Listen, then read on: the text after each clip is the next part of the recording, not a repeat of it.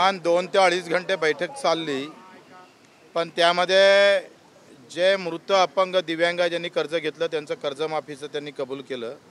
घरकुल योजनेच्या बाबतीत तुमच्या अंत्योदय योजना जी आहे ती राज्याची दिव्यांगासाठी अन्नधान्य योजना वेगळी सुरू करणार. या सगळ्या एकंदरीत आपण पाहिलं की मूकबधिरांचं शिक्षण 10वी नंतर बंद आहे, कुठली व्यवस्था राज्यात नाही आहे. तर मूकबधिरांना वाहन परवाना आणि 10वी नंतरचं शिक्षण या सगळ्या संदर्भात निर्णय झाला. प्रत्येक विद्यापीठाला आमचं जे म्हणणं होतं का दिव्यांगाचं शिक्षण हे अडथळामुक्त झालं पाहिजे. घरकुलाच्या संदर्भात गायरान जमिनी असेल किंवा यशवंत मुक्त वसाहत योजना ज्या धर्तीवर राबवल्या जातं त्या धर्तीवर दिव्यांगांचं घरकुल योजना राबवण्याचं त्यांनी मान्य केलेलं आहे. पण महत्त्वाच्या मागण्या जसं पेरणी ते आम्ही जे म्हटलं फळबाग योजनेमध्ये जसं संत्रा असेल, काजू असेल, द्राक्ष असेल, आंबा असेल, जे फळ उत्पादक आहे त्या शेतकऱ्याला 3 वर्ष लागवडीसाठी पैसे देता. त्याचप्रमाणे 6 वर्षाचे जे झाडं आहे ते सगळे फळबाग त्यांना पुन्हा 3 वर्ष त्या फळबागी सांभाळण्यासाठी MRGSमध्ये घ्यावं. त्यांनी ते कबूल केलं. पंजाबराव कृषी विद्यापीठाला हा प्रस्ताव तयार होईल आणि तो इकडे पाठवला जाईल. एकंदरीत यामध्ये फळबाग योजनेचं त्यांनी मान्य केलेलं आहे. दुसरं पेरणी ते कापणीपर्यंत सगळे कामं MRGSमध्ये करावं ते त्यांनी अमान्य केलं. कर्जमाफी शेतकऱ्याची अमान्य केलेलं आहे आणि दिव्यांगाचं मानधन 6 महिन्यानंतर वाढवू असं मुख्यमंत्र्यांनी म्हटलं. एकंदरीत सगळ्या मागण्या मंजूर केल्यानंतर मानधन आणि कर्जमाफीच्या विषयात मुख्यमंत्री आणि अजितदादांना मात्र आम्हाला फारसा दिलासा दिलेला नाही. बाकी 18 मागण्यामध्ये जरी त्यांनी मंजुरात दिल्या असल्या, 18 मागण्या जरी मंजूर केल्या असल्या तरी 2 मागण्या मात्र पुन्हा आमच्यासाठी लढण्यासाठी ठेवलेल्या आहे. भाऊ आपण पाहिलं असेल तर कर्जमाफीवरूनच विषय निघाला म्हणून माणिकराव कोकाटे देखील म्हणले होते की कर्जमाफी होणं ही अशक्य आहे. तर आपण ह्याच्याकडे पण कसं कर्जमाफीचं बोलताय, पण कृषी मंत्री माणिकराव कोकाटे एकंदरीत शेतकऱ्यांना जपताना दिसत आहेत. शेतकऱ्याच्याच कर्जमाफीची आम्ही बोललो होतो आणि दिव्यांगाची कर्जमाफी. तसं दिव्यांग वित्त मंडळ आणि कोणतेही वित्त मंडळ जे जातीचे वित्त मंडळ बनलेले आहे त्यामध्ये एक चांगली सुधारणा होऊ शकते. तो सुझाव आम्ही दिलेला आहे. चांगल्या सूचना आमच्याकडे आहे. जर गव्हर्नमेंटनं जर ते केल्या तर अपंग वित्त मंडळ असन, OBC वित्त मंडळ असणार, जे काही वित्त मंडळ ह्या फक्त व्याज सवलती देते. त्या जर जिल्हा उद्योग च्या योजनेला जर जोडल्या तर प्लस 35% सबसिडी आणि व्याजमाफी. वित्त मंडळानं बँकिंगचं काम करावं आणि व्याजमाफी सबसिडीसह त्या योजना द्याव्या. त्यांनी पण तो मान्य केलेला आहे. आमचं मूळ आहे मानधन वाढवणं. 6,000 मानधन जेथपर्यंत भेटत नाही तोपर्यंत आम्ही थांबणार नाही. आणि कर्जमाफीशिवाय एकतर पेरणी ते कापणीपर्यंत सगळे कामं MRGSमध्ये घ्यावे, नाहीतर कर्जमाफी द्यावी. या 3 मुद्द्यासाठी आम्ही येत्या काळात लगेच त्याच्यावर आंदोलन उभं करू.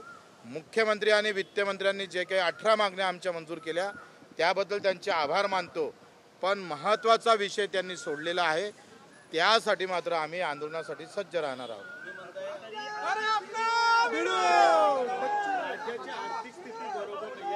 आम्ही त्यांना सांगितलं CWM नावाची एक युरोपची कंपनी आहे ते सरकारला 2.5 लाख कोटी 1 लाख कोटी पगार व्याजी पैसे द्यायला तयार आहे 15 वर्षासाठी. त्यांच्याकडे पैसे नाही ना तर पैशाची व्यवस्था आम्ही देतोय करून. आम्ही त्या कंपनीचा प्रस्ताव पण सरकारला दिला. ते म्हणतं 5 वर्ष आम्ही तुम्हाला कर्जावर व्याज आकारणार नाही आणि 5 वर्षानंतरच 3% व्याज आकारू. 5 वर्षानंतर मग जर 1 लाख कोटी रुपये जर तुम्हाला भेटत असेल आणि कंपनी तुम्हाला द्यायला तयार असेल तर वित्ताचा प्रश्न मिटला. मग नोटा जास्त छापा ना. पैसे कमी असेल तर नोटा छापा. नोटा छापणं तो तुमच्याच हाती आहे. तुम्ही 8वा वेतन आयोग तुम्ही बाकीच्यासाठी नोटा छापताय तसं यासाठी नोटा छापल्या पाहिजे. पैसे निर्माण करणं तर आमच्याच हाती आहे ना. आणि त्या कशा छापावा त्याची अक्कल आमच्याकडे आहे. ते म्हणाल तेव्हा आम्ही त्यांना देऊ.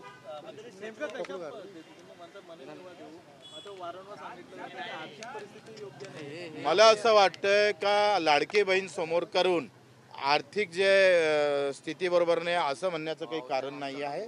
कारण देण्याची इच्छा असली तर मार्ग सापडतं, परंतु सध्या देण्याची इच्छा नाही आहे. हे स्पष्ट दिसतं आणि त्याच्यामुळं आम्ही कोणाची देण्याची इच्छा नाहीये? सगळ्यांचीच कोणाची?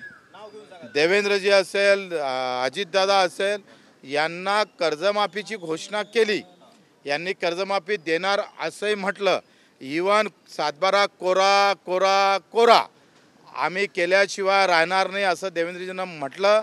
आणि ते आता कोरा करायला जर आम्हाला नोट दाखवत असन तर मात्र आम्ही थांबणार नाही. आम्ही सुद्धा सोटा घेऊन आंदोलन केल्याशिवाय राहणार नाही, हे लक्षात घ्यावं. आता दिव्यांगाचं मानधन इतर राज्यामध्ये 4,000 आहे आणि आमच्या राज्यामध्ये फक्त 1,500 आहे. 1,500मध्ये आमचं दिव्यांगाचं मानधनामध्ये काही होत नाही, तो जगूच शकत नाही. जर दिव्यांग जगावा असं वाटत असेल तर मानधन वाढवल्याशिवाय आम्ही स्वस्त बसणार नाही. तुम्ही किती हजाराची मानधन वाढवण्यासाठी मागणी केली आहे? 6,000. बच्चूभाऊ, तुम्ही दिव्यांगांचं नेतृत्व करताय. मागच्या काही काळापासून तुम्ही आंदोलनं केलीत किंवा निवेदनं दिलीत. नेमकं काय होतंय? मुख्यमंत्री ऐकायला तयार नाहीत की नाही, ऐकायला तयार आहे, पण खालची यंत्रणा जे आहे, लहान लहान गोष्टी आहे त्या साधा. आता इथला दिव्यांगाचा आयुक्त आहे दिव्यांग कल्याण विभागात, त्याला काहीच माहीत नाही पुरी, तो बसत नाही, काही नाही.